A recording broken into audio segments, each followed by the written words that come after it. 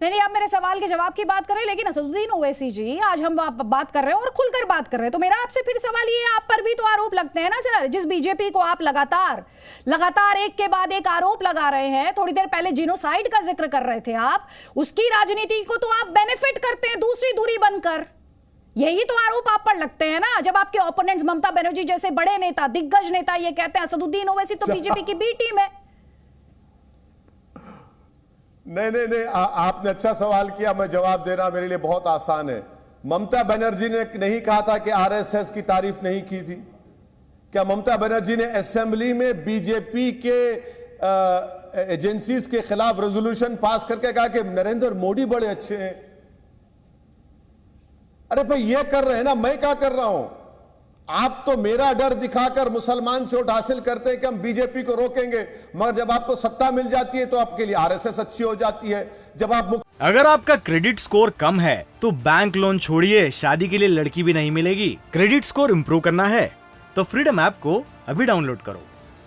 मुख्यमंत्री बन जाते ममता बनर्जी तो आप बोलते कि नहीं, देश का प्रधानमंत्री बड़ा अच्छा है, बीजेपी खराब है। आप भारत की पार्लियामेंट में नो कॉन्फिडेंस मोशन लेकर आते और कांग्रेस की तरफ से जाकर राहुल गांधी नरेंद्र मोदी से गले लपेट लेते हैं। कौन खेल खेल रहा है बताइए ना मैडम आप मुझे। ये सियासी खेल है, लेकिन आपको क्यों लगता है कि देश का मुसलमान की इज्जत जो है वो सड़क के कुत्ते से कम है sir? As an Indian I take a serious offence to that. आप बराबर लीजिए, आपका इख्तियार है, मगर अगर आप मुझे रोड पर बुलाकर पूरी जनता को जमा करके आप मेरी बेइज्जती कर रहे हैं, मुझे मार रहे हैं आप। अगर एक जी टीवी में एक वीडियो आ जाएगा कि कोई कुत्ते को घसीटते हुए लेके जा रहा, तो जी टीवी 5 मिनट का प्रोग्राम करके उसको गिरफ्तार करवा देगा। मगर जो मेरे बच्चों को रोड पर लाकर पीट रहे हैं, मार रहे हैं, पुलिस के लोग जिनके बाजू रिवॉल्वर लगा हुआ है, क्या इज्जत है हमारी? आप हमको इंसान के तौर पर अगर देखते तो इस तरह का बर्ताव नहीं करते मैडम।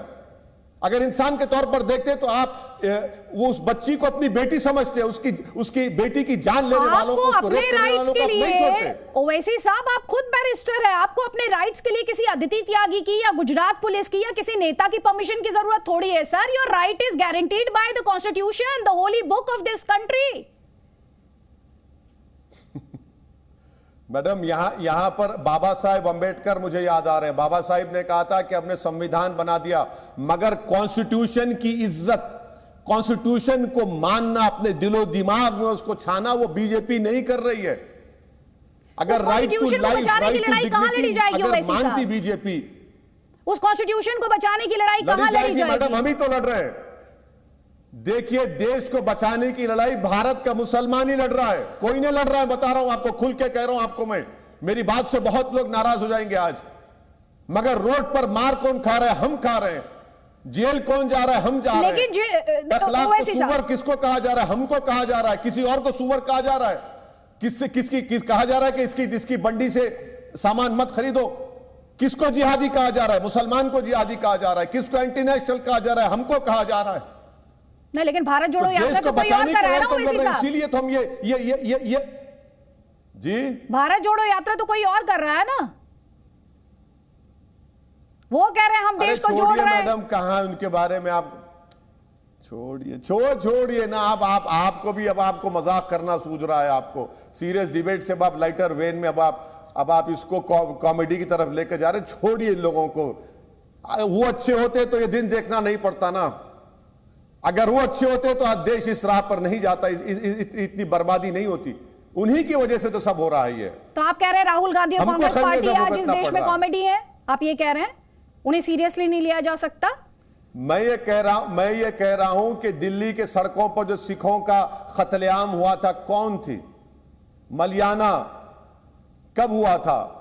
हाशिमपुरा कब हुआ था? आसाम में नेल्ली का मैसेकर कब हुआ था? 8-9 हजार मुसलमान मारे गए थे।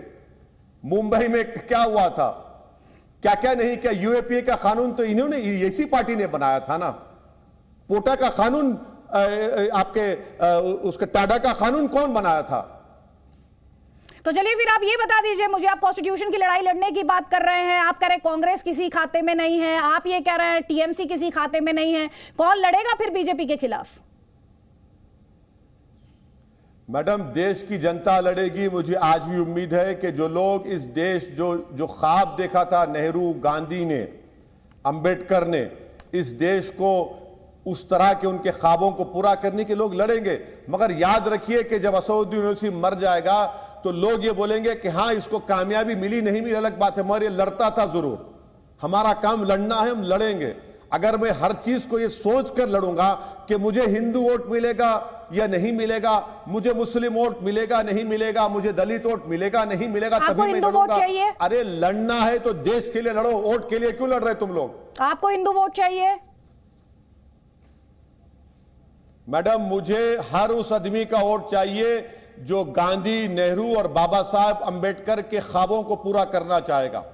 मुझे हर उस भारत के नागरिक का वोट चाहिए जो भारत की आजादी की लड़ाई में जिन्होंने अपनी जानों को कुर्बान किया, उनको वो इज्जत की निगाहों से देखते हैं। मुझे हर उस शख्स का वोट चाहिए जो इस देश को चाइना के आंख में आंख डालकर वो 1000 स्क्वायर किलोमीटर वापस हासिल करने की बात करेगा। मुझे उस जनता की वोट की जरूरत है। मैडम, मुझे इजाजत दीजिए। नहीं, एक सवाल है, मेरा फॉलो अप क्वेश्चन है ओवैसी साहब, प्लीज ये मेरा फॉलो अप क्वेश्चन है। फिर आप जब जाते हैं, फिर आप जब, ये लास्ट क्वेश्चन है, लास्ट क्वेश्चन है आपसे। चलिए ठीक है, बहुत बहुत शुक्रिया असदुद्दीन ओवैसी जी न्यूज के साथ इस डिस्कशन में शामिल होने के लिए। लेकिन जो मेरा सवाल था, जिस सवाल का जवाब आपने दिया नहीं, जब आप इस देश के कॉन्स्टिट्यूशन की बात करते हैं, आप ये कहते हैं कि मैं हर उस व्यक्ति का वोट चाहता हूं जो इस देश को सुपर पावर बनाना चाहता है, मैं हर उस व्यक्ति का वोट चाहता हूं जो इस देश की नेशनल सिक्योरिटी को लेकर संजीदा है। तो फिर सवाल मेरा आपसे ये था, फिर जलसों में जाकर आपको ये क्यों कहना पड़ता है कि मुसलमानों अपना नेता चुन लो? आपको जाकर ये क्यों याद दिलाना पड़ता है कि ठाकुरों, यादवों, दलितों, पिछड़ों सबने अपना नेता चुना, मुसलमानों अपना नेता चुन लो? चलिए, अगली बार जब असदुद्दीन ओवैसी का साक्षात्कार होगा तो ये सवाल भी दोबारा से होगा। अभी इस इंटरव्यू में फिलहाल इतना ही। जी न्यूज पर खबरें जा रही हैं, आपको कहीं जाना नहीं।